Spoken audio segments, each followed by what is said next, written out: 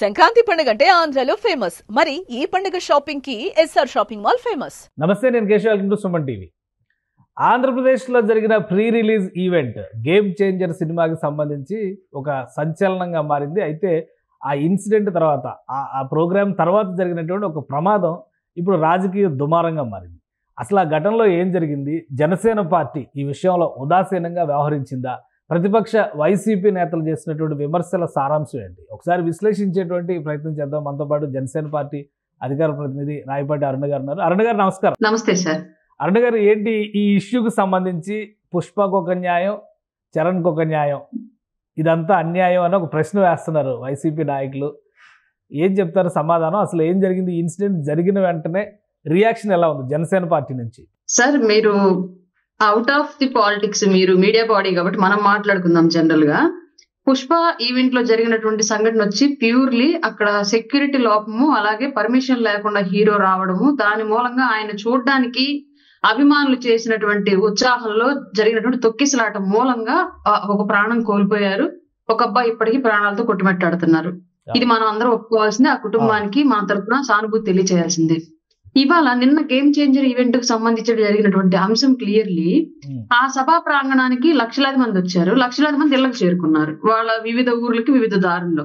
అందులో భాగంగానే ఈ చనిపోయిన ఇద్దరు కుర్రాళ్ళు ఎవరైతే ఉన్నారో వాళ్ళు ఇంటికి వెళుతూ రోడ్లు అస్తవ్యస్తంగా ఉండడం మూలంగా, డ్రైవింగ్ ప్రాబ్లం మూలంగా, ఆ రోడ్ల మూలంగా డ్రైవింగ్ లో ప్రాబ్లం వచ్చి జరిగినటువంటి యాక్సిడెంట్ మూలంగా ఇద్దరు ప్రాణాలు కోల్పోయారు. నిజంగా వాళ్ళ ప్రాణాలు కోల్పోవడం అనేది నిజంగానే బాధాకరమైనటువంటి విషయం. ఆ కుటుంబానికి మా సైడ్ నుంచి సంపూర్ణ సానుభూతి తెలియజేస్తున్నాం. వెంటనే మా గవర్నమెంట్ కి, అలాగే మా ఉప ముఖ్యమంత్రి వర్యులకు తెలిసిన వెంటనే కూడా రెండు కుటుంబాలకు 5 లక్షల ఎక్స్గ్రేషియా ప్రకటించి, పార్టీ తరపు నుంచి క్లియర్లీ ప్రకటించి, ఆల్రెడీ కాకినాడ ఎంపీ గారు అయినటువంటి తంగెళ్ల ఉదయ్ శ్రీనివాస్ గారితో ఆ అమౌంట్ కూడా వాళ్ళకి పంపించడం జరిగింది క్లియర్ గా. కానీ పుష్పలో జరిగినటువంటి తొక్కిసలాట్ని, ఇక్కడ రోడ్ యాక్సిడెంట్ కూడా మళ్ళీ ఎలా జరిగింది? ఏదన్నా ఆ ఈవెంట్ కోసం ఏదైనా బస్సుల్లో తరలించి, ఆ బస్సుల ద్వారానో, లేదంటే ఇక్కడ వచ్చినటువంటి విఐపీలు వెళ్తున్నటువంటి క్యాన్వాయిల్ ద్వారా అలాగేమీ జరగలేదు యాక్సిడెంట్. వాళ్ళకి క్లియర్లీ వాళ్ళు ఊరు వెళుతూ రోడ్డు సవ్యంగా లేని మూలంగా యాక్సిడెంట్ జరిగింది. దీనికి బాధ్యత వహించాల్సింది క్లియర్లీ. నిజంగానే ఈ నేరాన్ని ఎవరి మీద ఒకరి మీద వెయ్యాలి అంటే, ప్రమాదంగా కాకుండా తప్పిదంగా ఎవరి మీద వెయ్యాలి అంటే, గత 5 ఏళ్ల పాటు అంత అస్తవ్యస్తమైనటువంటి నికృష్టపు పరిపాలన చేసినటువంటి వైసీపీ మీద వేయాలి. ఎందుకంటే మా ప్రభుత్వం వచ్చిన దగ్గర నుంచి ఫస్ట్ చేపట్టినటువంటి కార్యక్రమం రోడ్లు వేయడం. ఆల్రెడీ ఒక సైడ్ నుంచి రోడ్లు వేసుకుంటూ వస్తున్నారు. ఆ రోడ్డు కూడా ఆల్రెడీ నిర్మాణ దశలో ఉంది. ఇప్పుడు రోడ్లు వేస్తూ ఉన్నారు. ఆ రోడ్డు ఆల్రెడీ కన్స్ట్రక్షన్ లో ఉంది, అండర్ కన్స్ట్రక్షన్. దాదాపు 7 నెలలు అవుతుంది. 1000 కిలోమీటర్ల రోడ్లన్నీ కూడా రీస్ట్రక్చర్ చేసామన్నారు. పవన్ కళ్యాణ్ గారు ఎక్కడో ఇంటీరియర్ ప్లేసెస్ నుంచి ఫొటోస్ షేర్ చేసి మరి అక్కడ రోడ్ క్వాలిటీ టెస్టింగ్లు కూడా చేశారు. ఇది రాజమండ్రి టు కాకినాడ చాలా కీలకమైనటువంటి రోడ్డు మార్గం. అది గత ప్రభుత్వ హయాంలో 5 ఏళ్ళు తప్పిదం జరిగితే ఈ 6 నెలల్లో సరిచేయలేకపోయారా దాన్ని? సార్, ఆల్రెడీ ఉన్నటువంటి ఫండ్స్, కేంద్రం నుంచి వస్తున్నటువంటి ఫండ్స్ రాష్ట్ర వ్యాప్తంగా ఒకేసారి రోడ్లు వేయడానికి అంత సఫిషియెంట్ గా మన ఆంధ్రప్రదేశ్ గవర్నమెంట్ దగ్గర నిధులు లేవు సార్. గత ప్రభుత్వాలు అంత నిధులు మిగిల్చి వెళ్ళాల ప్రజలకి, ప్రభుత్వానికి. కాబట్టి ఉన్నదాన్ని బేస్ చేసుకొని డోలే మోతలతో ప్రాణాలు పోతున్నటువంటి గిరిజన ప్రాంతాల్లో ప్రధానమైనటువంటి దృష్టి సారించి, అలాగే పల్లెలు, గ్రామాల్లో ప్రధానంగా దృష్టి సారించి దాని మీద పెద్ద ఎత్తున ఫోకస్ చేస్తూ వస్తున్నారు. అలాగే కూడా నగరాలను కలిపేటువంటి నగర అంతర జిల్లాల రోడ్లను కూడా ఒక సైడ్ నుంచి చేసుకుంటూ వస్తున్నారు. ఒక రోడ్ను ఒకే రోజు వేయడం అవ్వదు కదా సార్. అది కన్స్ట్రక్షన్ వీలయ్యే పని కాదు అది. అలా అంత స్పీడ్ గా వేసినటువంటి రోడ్లలో కూడా నాణ్యత అనేది లోపించింది, మనందరికి తెలిసిన విషయమే. అంత జాగ్రత్తగా డబ్బులు కూడా ఎక్కడ దుర్వినియోగం చేయకుండా, ఎవరి విలాసాలకు ప్రజల డబ్బులను వాడుకోకుండా చాలా జాగ్రత్తగా ఎన్డీఏ కూటమిలో ఉన్నటువంటి నాయకులు అందరూ కూడా రాష్ట్ర నిర్మాణానికి, మళ్ళీ పునర్నిర్మాణం అనేది క్లియర్ గా, ఎందుకంటే గత 5 ఏళ్ల పాటు విధ్వంసం చేసి వెళ్ళారు కాబట్టి మళ్ళీ రాష్ట్రాన్ని పునర్నిర్మాణం చేసుకుంటూ రోడ్లకు పెద్ద ఎత్తున ఫండ్స్ అనేవి కేటాయించి చేసుకుంటూ వస్తున్నారు. ఆల్రెడీ నిన్న యాక్సిడెంట్ జరిగిన రోడ్డు కూడా కన్స్ట్రక్షన్ లో ఉంది. తప్పిదము వాళ్ళు సొంతంగా డ్రైవింగ్ మిస్టేక్ వల్ల, రోడ్డు కుంట్ల వల్ల జరిగినటువంటి ఒక ప్రమాదాన్ని, ఇక్కడ సెక్యూరిటీ లోపము, హీరో ఇన్ఫర్మేషన్ లోపం వల్ల జరిగినటువంటి ఒక ప్రమాదాన్ని రెండింటిని మిక్స్ చేసి చూస్తున్నారు అంటే ప్రతిపక్ష బాధ్యత అప్పట్లో సరిగ్గా నిర్వర్తించలేకపోయింది వైసీపీ పార్టీ. బయట తిరిగింది అసెంబ్లీని అధికార పక్షానికి వదిలేసి. తర్వాత అధికారం అప్పచెప్తే అది కూడా చేతగాక రంగులతోటి, పేపర్లో యాడ్లతోటి కొనసాగించేసింది. ఆక్రమణలు, కబ్జాలు, మాఫియాలతో చేసేసింది. ఇవాళ ప్రతిపక్షం, అధికార పక్షం రెండు తీసేసి విపక్షంలో కూర్చోబెట్టినా సరే ఇది కూడా సవ్యంగా చేయడం వాళ్ళకి చేత కావట్లేదు అని చెప్పేసి ఈ సంఘటన ద్వారా మాకు అర్థమైంది సార్ క్లియర్ గా. కానీ రోజా గారు ఒక క్వశ్చన్ రేజ్ చేశారు. ఆ తల్లి ఆవేదనకి సమాధానం ఎవరు చెప్తారు? కొంతమంది కాంటాక్ట్ చేసినా కానీ అక్కడ ఉన్నటువంటి జనసేన పార్టీ నాయకులు స్పందించలేదు, ఎమ్మెల్యే స్పందించలేదు. అలానే ఆ ఇన్సిడెంట్ అంటే ఆ కార్యక్రమానికి ఎళ్ళు వస్తున్నా కానీ ఎవరో పట్టించుకోలేదు. సినిమాలు తీసి మా పిల్లల ప్రాణాలు తీస్తారా అంటారు, సమాధానం చెప్తారా అని రోజా గారు అడుగుతున్నారు. మీరు ఒక విషయం గమనించినట్లయితే క్లియర్లీ రాష్ట్రంలో ఉన్నటువంటి ఏ మీడియా ఛానల్ వెళ్ళి మూతి దగ్గర పెట్టినా సరే అట్లాంటివి రావండి సాధారణంగా. కేవలం వాళ్ళ యాక్సీ ఛానల్ పెట్టినప్పుడే వస్తాయి అట్లాంటి ఇబ్బందులు. ఎందుకు నాకు తెలియదు యాక్చువల్ గా. కానీ అక్కడ ఎవరో కూడా సినిమా ఈవెంట్ పెట్టడం మూలంగా ఆ సంఘటన జరిగిందా అంటే నేను అసలు ఒప్పుకోను. ఎందుకంటే ఆ సినిమా ఈవెంట్ కి లక్షలాది మంది వచ్చారు, అందరూ వాళ్ళ దారిలో వెళ్ళిపోయారు. సినిమా ఈవెంట్ ఏం కొత్తగా ఇవాళ ఆంధ్రప్రదేశ్ లో జరగట్లేదు. గతంలో కూడా చాలా సినిమా ఈవెంట్లు జరిగాయి. జగన్మోహన్ రెడ్డి గారి టైంలో కూడా సినిమా ఈవెంట్లు జరిగాయి. ఆ రోజు ఎప్పుడు మూతి దగ్గర పెట్టి పెట్టలేదండి. మనం మామూలుగా సిద్ధం సభలకు కూడా వెళ్ళొస్తూ వృద్ధురాళ్ళు కుర్రాళ్ళు అందరూ యాక్సిడెంట్లు అయి చనిపోయారు. తొక్కిసలాటకు ఆల్రెడీ వీళ్ళు జనాన్ని తరలిస్తున్నట్టు బస్సు కింద పడిపోయి చనిపోయిన వాళ్ళు ఉన్నారండి జగన్మోహన్ రెడ్డి యొక్క సిద్ధం సభలకు సంబంధించి. బట్ ఆ రోజు ఏ రోజు ఛానల్ ఇచ్చి వాళ్ళు మూతి దగ్గర పెట్టి ఇట్లాంటి నెగిటివ్ ఫీడ్బ్యాక్ ఇప్పించలేదు. బాధితులు బాధ చెప్పుకున్నారు, నెగిటివ్ అని కూడా మేము అనట్లేదు. ఒక తల్లి ఆవేదన అలాగే ఉండిద్ది. మేము సాటి తల్లిగా నేను అర్థం చేసుకోగలను ఆవిడ బాధ. కానీ వాంటెడ్లీ ఇది కూడా ప్రభుత్వానికి సినిమా రంగానికి అంటగట్టి వీళ్ళు మాట్లాడించడం ఏదైతే ఉందో అది నిజంగా కూడా మనందరం కూడా సిగ్గుపడాల్సినటువంటి అంశం. అట్లాంటి విషయాలను కూడా మీడియాలో టెలికాస్ట్ చేస్తున్నాం మనం క్లియర్లీ. ప్రజల్ని తప్పుదారి పట్టిస్తున్నాము, లేనటువంటి ఆలోచనలను ప్రజల మీద రుద్దుతున్నాము. బాధితుల్ని ఇలా కూడా ఉపయోగించుకుంటున్నాం మనం. బాధితులకి భరోసా ఇవ్వాల్సింది పోయి, బాసటకు నిలవాల్సింది పోయి, వాళ్ళ బాధని కూడా రాజకీయానికి ఉపయోగించుకుంటున్నాం మనం అని చెప్పేసి నిజంగానే సిగ్గుపడాలి ఇట్లాంటి మీడియా వ్యవస్థలు మన రాష్ట్రంలో ఉన్నందుకు. రైట్. ఇప్పుడు ఆ బాధిత కుటుంబాలను ఆదుకునేటువంటి విషయంలో జనసేన పక్షాన ఒక సాయం చేశారు, అలానే నిర్మాతలు కూడా ఒక అనౌన్స్మెంట్ చేశారు. అంతేనా, ఇంకేమైనా ఓదార్పు కార్యక్రమం ఉంటుందా? సార్ యాక్చువల్గా రోడ్డు యాక్షన్ లో జరిగినటువంటి కార్యక్రమాలన్నింటికీ కూడా ఉప ముఖ్యమంత్రులు, మంత్రులు, సినిమా హీరోలు ఓదార్పుకి వెళ్ళాలి అంటే ఇది కేవలం మన తెలంగాణలో పుష్ప ఇన్సిడెంట్ జరిగింది కాబట్టి ఆంధ్రప్రదేశ్ లో దాన్ని కూడా భూతత్తులో పెట్టి చూస్తూ ఉన్నటువంటి ప్రక్రియ మనకు కనిపిస్తుంది. కానీ గతంలో ఇప్పుడు జరిగిందండి ఇలాగా వేలాది మంది ప్రాణాలు కోల్పోయారు వైసీపీ టైంలో 5 ఏళ్ల పాటు దారుణాతి దారుణంగా. అసలు ఒక చిలకలూరుపేట నరసరావుపేట ఏరియా ఆసుపత్రి పరిధిలో మీకు ఒక ఇన్సిడెంట్ ఇప్పుడు గుర్తుండే ఉండాలి. తల్లి పురిటి నొప్పులతోటి స్థానిక ఆసుపత్రిలో డాక్టర్లు లేక ఆమెకు వైద్యం అందక నరసరావుపేట జిల్లా వైద్యశాలకు వస్తూ ఉంటే దారిలో కుంటల రోడ్లలో ఆమె హాస్పిటల్కి వచ్చి డబ్బులు తీసుకురావడానికి భర్త వెళ్ళి కుంటల రోడ్లలో యాక్సిడెంట్ గురై చనిపోయాడు. బిడ్డ పుట్టే టైంకి తండ్రి డెడ్ బాడీ అదే హాస్పిటల్కి వచ్చింది. అంత దౌర్భాగ్యమైనటువంటి సంఘటనలు మనం గత 5 ఏళ్ల పాటు చూసాం.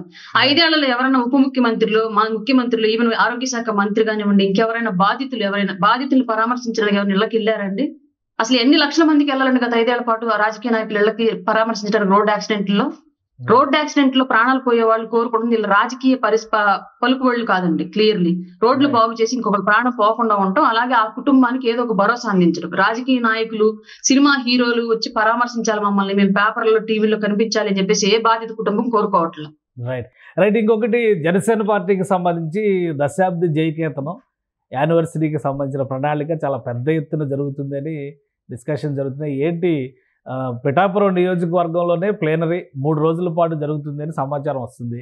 ఏంటి, ఎటువంటి ప్రణాళిక ఉంది? దశాబ్ది విజయాన్ని ఏ విధంగా సెలబ్రేట్ చేయబోతున్నారు? సార్ మీకు మచిలీపట్నం చూస్తే ఎంత పెద్ద ఎత్తున ఆల్రెడీ మాకు ఆవిర్భావ సభ జరిపారని మీకు తెలుసు.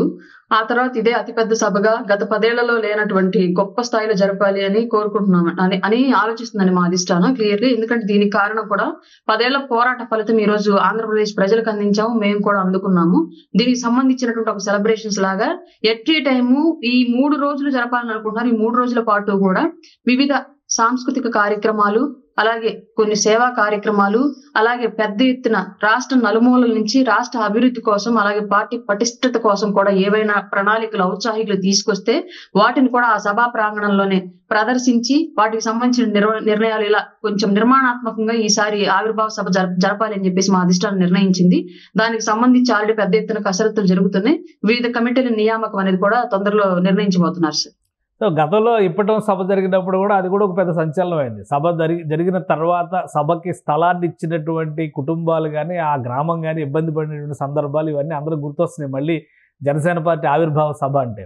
సో ఈసారి పిఠాపురం నియోజకవర్గాన్ని ఎంచుకున్నారు కాబట్టి సభా వేదిక కానీ, నిర్వహణ బాధ్యతలు కానీ ఏ విధంగా ఉండొచ్చు? గతంలో అంటే ఒక నియంత పాలనలో ఉన్నాం కాబట్టి అట్లాంటి సంఘటనలన్నీ జరిగాయండి. బట్ ఇప్పుడు అట్లాంటి పరిస్థితి లేదు. అలాగే మా అధ్యక్షుల వారు గెలిచినటువంటి నియోజకవర్గం కాబట్టి అక్కడ జరుపుకోవాలి అనేది ప్రధానంగా నిర్ణయించడం జరిగింది.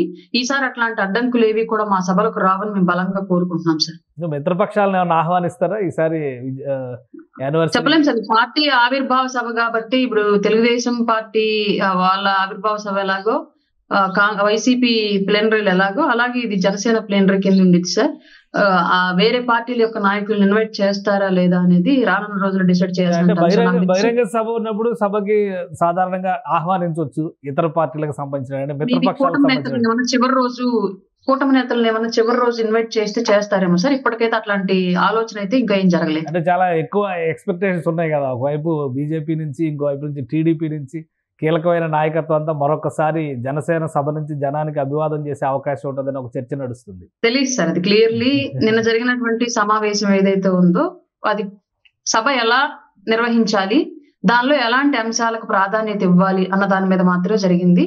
రానున్న రోజుల్లో గెస్ట్లు ఎవరు ఉండాలి, ఎలా ఉండాలి అనేది డిసైడ్ చేస్తారేమో చూడాలి. మేము కూడా జనసేన పార్టీ భవిష్యత్తు ప్రణాళిక ప్రకారం కూడా 40% పదవుల దగ్గర నుంచి 40% ప్రజాస్వామ్యం, ముఖ్యంగా రాష్ట్రంలో 40% భాగస్వామ్యాన్ని మనం సాధించాలి అనే ఒక సంకల్పం దిశగా ఈ దశాబ్ది సభ జరగబోతుంది అని సమాచారం ఉంటుంది. దాని మీద మీ వ్యాఖ్యానం ఏంటి? దశాబ్ది సభ దానికోసం జరపట్లేదండి. ఆల్రెడీ 40%, 30 నుంచి 40% పదవులు ఇవ్వాల్సిందే అని చెప్పేసి పదవుల సంగతి సరే, నామినేటెడ్ పోస్ట్ లో మీకు ఎలాగో వస్తాయి. రాబోయే రోజుల్లో పార్టీని కూడా 40% వాటా దక్కించుకోలేక ప్రజాక్షేత్రంలో, ఎందుకంటే గతంలో జరిగిన 5 ఏళ్ల పాటు మేము ఎంత బలపడతాము, ప్రజాక్షేత్రంలో ప్రజల నమ్మకాన్ని ఎంత నిలబెట్టుకుంటాము, ఎదురయ్యేటువంటి సవాళ్ళను ఏ విధంగా ఎదుర్కొంటాము అనే దాన్ని బట్టే మళ్ళీ కూటమి ఎలక్షన్కి వెళ్ళినప్పుడు మేము అడిగేటువంటి భాగస్వామ్యం ఉండేది సార్. క్లియర్లీ ఏదో 1 సంవత్సరం సభ గట్టిగా ఘనంగా జరిపాం కదా అని చెప్పేసి 40% అధికారం అనేది లేదా 40% వాటా అనేది అడిగితే అవతల పార్టీ ఏమి చిన్న చితక పార్టీ కాదు, మేము అడగంగా ఇచ్చేయడానికి మీకు తెలిసిందే.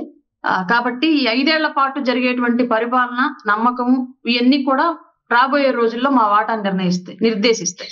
రైట్. జనసేన పార్టీ ఆవిర్భావ సభ వరకు ఆగాల్సిందేనా నాగబాబు గారు మంత్రి పదవిలో కూర్చోడానికి? ఎందుకంటే ఒక క్లారిటీ ఇచ్చారు మిత్రపక్షాల తరఫున, ఆయన ఎప్పుడు వస్తారు మంత్రి పదవులకు, మంత్రివర్గంలోకి అనేటువంటి చర్చ నడుస్తుంది. దీనిపైన పార్టీలో ఏమన్నా క్లారిటీ ఉందా? మార్చిలో జరిగిద్ది అని చెప్పేసి అంటున్నారు సార్. అంటే ఎమ్మెల్సీలు ఖాళీలు చాలా ఉన్నాయి కదా సార్, అవన్నీ ముందు ఎమ్మెల్సీలు ఫిల్ చేసి తద్వారా ఇవ్వాలి అని చెప్పేసి జరుగుతున్నటువంటి నిర్ణయం అని మా దృష్టికి వచ్చిన అంశం. అంటే మార్చిలో ఉండిద్ది సార్. ఆల్మోస్ట్ మార్చి 12, 13, 14 ఆవిర్భావ దినోత్సవాలు ప్లేనరీ అన్నారు. సో దీనికి ముందు జరుగుతుందా, వెనక జరుగుతుందా? అది ముఖ్యమంత్రి గారు ఇష్టం సార్. మా పార్టీ ఇష్టం కాదు, మా చేతుల్లో విషయం కాదు. సో దానికోసం ఎదురు చూస్తూ ఉంటారు అయితే. అంతే సార్.